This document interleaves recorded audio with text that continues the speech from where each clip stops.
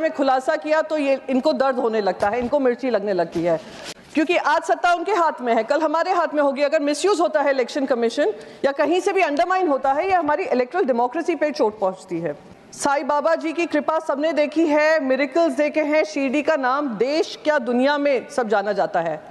पर election commission के माध्यम से, मैं इलेक्शन कमीशन को दोष नहीं दे रही हूँ क्योंकि न्यू वोटर रजिस्ट्रेशन हुए हैं, एक ही बिल्डिंग में 7,000 वोटर रजिस्टर हो जाते हैं। वो कहाँ से आए, कैसे आए, किसने उसका वेरिफिकेशन किया, ये गंभीर चर्चा का विषय है। तो 76 लाख वोटर्स आकर वोट करते हैं लास्ट 1 आवर में। नमस्कार दोस्तों, स्वागत है आप सभी का एक बार फिर से इकोफ्लिक्स पर, जहां हम आपको दिखाते हैं राजनीति की सच्चाई और उन मुद्दों की पत्तें जो आप तक नहीं पहुंच पाते। आज हम बात करने जा रहे हैं उस बयान की जिसने संसद में हलचल मचा दी। जी हाँ, प्रियंका चतुर्वेदी ने किस तरह से सत्ता पक्ष पर हमला बोला है और क्यों उठा चुनाव आयोग की निष्पक्षता पर सवाल। सब कुछ इस वीडियो में जानिए, तो बने रहिए हमारे साथ।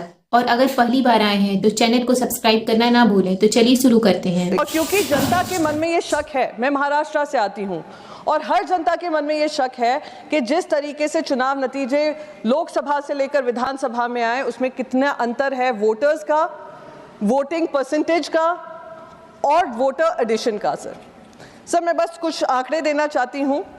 72 लाख रजिस्टर्ड वोटर्स थे, जो नए वोटर्स 5 महीने में लोकसभा में जिन्होंने शायद वोट नहीं किया था, विधानसभा में बाहर निकलकर उन्होंने वोट किया है। 47 लाख वोटर्स ऐसे थे जो न्यूली रजिस्टर्ड थे।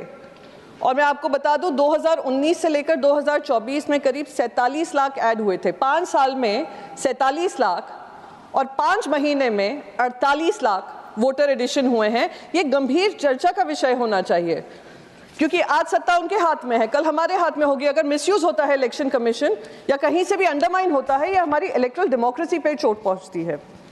सर एक तो हमने सभी ने साईं बाबा जी की कृपा सबने देखी है, मिरेकल्स देखे हैं, शिरडी का नाम देश क्या दुनिया में सब जाना जाता है। पर इलेक्शन कमीशन के माध्यम से, मैं इलेक्शन कमीशन को दोष नहीं दे रही हूँ क्योंकि न्यू वोटर रजिस्ट्रेशन हुए हैं, एक ही बिल्डिंग में 7,000 वोटर रजिस्टर हो जाते हैं। वो कहाँ से आए, कैसे आए, किसने उसका वेरिफिकेशन किया, ये गंभीर चर्चा का विषय है। 7.83% वोटर टर्नआउट लास्ट के 1 घंटे में महाराष्ट्र में होता है, जिसका अगर हम एब्सोल्यूट नंबर्स में ट्रांसलेट करें तो 76 लाख वोटर्स आकर वोट करते हैं लास्ट 1 आवर में। तो ये सारी चर्चा का विषय होना चाहिए। सर जो माननीय राष्ट्रपति हैं, उन्होंने पुणे और ठाणे मेट्रो स्टेशन के बारे में बात की, जो महाराष्ट्र के इम्पोर्टेंट 2 प्रोजेक्ट्स हैं। पर सर उनमें 1 साल का डिले, 6 महीने का डिले और जो राइडरशिप है उसमें भारी कमी है, गिरावट है और वो लॉस मेकिंग हो रहे हैं। इस पर भी मैं मानती हूँ उन्होंने वाह भाई वाह तो लूटा है, पर सत्यता क्या है उससे देश को अवगत नहीं कराया है। सर महाराष्ट्र में एक स्कीम का लॉन्च हुआ, जैसे ही लोकसभा में हार हुई, एक स्कीम महिलाओं के लिए लॉन्च की जो कहा था लाड़की बहन स्कीम है। उसमें खुले हाथ से सारी महिलाओं को, जिसने अपना नाम डाला था, उन सबको जो पैसा प्रॉमिस किया था वो उनको दिया है। जैसे ही इनकी सरकार बनी है, अब ये 60 लाख महिलाओं का नाम काटने की होड़ में लगे हुए हैं।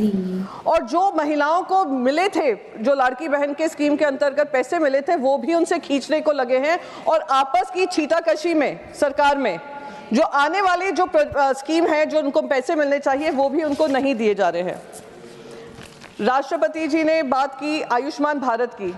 सर पंजाब और हरियाणा की जो प्राइवेट अस्पताल हैं, उन्होंने आयुष्मान भारत स्कीम डिसकंटिन्यू कर दी है, क्योंकि 600 से 800 करोड़ का जो उनका बकाया है उनको टाइम से दिया नहीं जा रहा है। इससे प्रभावित कौन होता है? प्रभावित वहाँ की जनता होती है, वो गरीब जनता जिसको ये वादा किया हुआ है कि वो अगर हेल्थ क्या उनको फंड चाहिए उनको मिलेगा। सर कॉर्पोरेट प्रॉफिट्स जो हैं 15 साल के हाई पे हैं, यानी इतना कॉर्पोरेट प्रॉफिट्स हो रहा है, इजाफा हुआ है कि 15 साल जो कॉर्पोरेट्स ने नहीं देखा होगा वो उनका इजाफा हो रहा है। पर मिडिल क्लास की बहुत चर्चा कर रहे हैं, मिडिल क्लास को लेकर बहुत वाह लूटी है। उनका जो इनकम है वो स्टैग्नेंट है, जो सैलरीड क्लास है वो स्टैग्नेंट है। और कोविड के बाद से जो कमी आई है वो कमी अभी भी बरकरार है। जो सबसे गंभीर जिनको चोट पहुंची है वो सेल्फ एम्प्लॉयड है, self-employed citizens who are honest taxpayers of this country। 38% उनके पैसों में, इनकम में गिरावट आई है, उसकी बारे में कोई चर्चा नहीं की गई, जो मैं मानती हूँ कि एक दर्दनाक और दुखदाई विषय है। हैव एंड हैव नॉट्स के बीच में जो अंतर है वो इन आंकड़ों में ही स्पष्ट हो रहा है, जो इसके बारे में राष्ट्रपति जी ने कुछ नहीं कहा है। मेक इन इंडिया की बात हुई सर, पर क्या आपको पता है कि 40% जो सरकारी बिड्स भी आते हैं वो मेक इन इंडिया नॉर्म्स को फ्लाउट कर विदेशी कंपनियों को वो बिजनेस देते हैं। करीब 6,000 करोड़ के जो टेंडर्स हैं वो विदेशी कंपनियों को दे दिए जाते हैं। उसमें से कितनी चाइनीज़ हैं मैं इसमें बात नहीं करना चाहूँगी, क्योंकि अगर चाइना के बारे में खुलासा किया तो ये इनको दर्द होने लगता है, इनको मिर्ची लगने लगती है।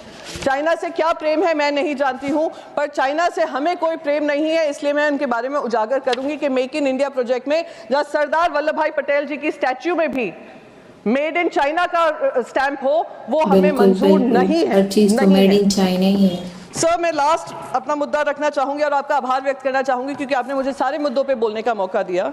ये जो प्राइम मिनिस्टर इंटर्नशिप प्रोग्राम है, युवाओं का इंटर्नशिप प्रोग्राम है, जिसके बारे में राष्ट्रपति जी ने 2 बार उसके बारे में बात कही है, मैं उसमें कहूँगी कि जो पूरा इंटर्नशिप स्कीम है, कहा गया था 1 करोड़ इंटर्नशिप्स ऑफर करेंगे युवाओं को, पर उसमें सिर्फ अभी 1.25 लाख ऑफर किया गया। पायलट स्कीम आई थी जिसमें से करीब सिर्फ 10,000 लोगों को, 10,000 बच्चों को ये एनरोलमेंट हुआ है। इतना हाई ड्रॉप आउट रेट है और जो रोल आउट करने का वादा है वो भी नहीं किया गया है। ये करना कहीं ना कहीं मैं मानती हूँ गलत है, और ये सिर्फ ग्रेजुएट्स के लिए है। अगर ये स्कीम पोस्ट ग्रेजुएट्स के लिए भी बढ़ा देंगे तो ये जो अनएम्प्लॉयमेंट का चैलेंज है, जो एक्सपीरियंस का चैलेंज आज फाइनेंस मिनिस्टर बता रही थी क्वेश्चन आवर में, शायद उसका भी कोई सोल्यूशन निकलेगा। तो दोस्तों, आपने देखा किस तरह से प्रियंका चतुर्वेदी ने सत्ता पक्ष को कटघरे में खड़ा कर दिया। क्या वाकई चुनाव प्रक्रिया पर सवाल उठना चाहिए? आपकी राय क्या है? अपनी राय कमेंट सेक्शन में जरूर दें। अगर वीडियो पसंद आया हो तो वीडियो को लाइक करें, शेयर करें और हमारे चैनल इकोफ्लिक्स को सब्सक्राइब करना ना भूलें, ताकि आपको राजनीति से जुड़ी हर बड़ी खबर सबसे पहले मिले। मिलते हैं अगले वीडियो में, तब तक के लिए धन्यवाद।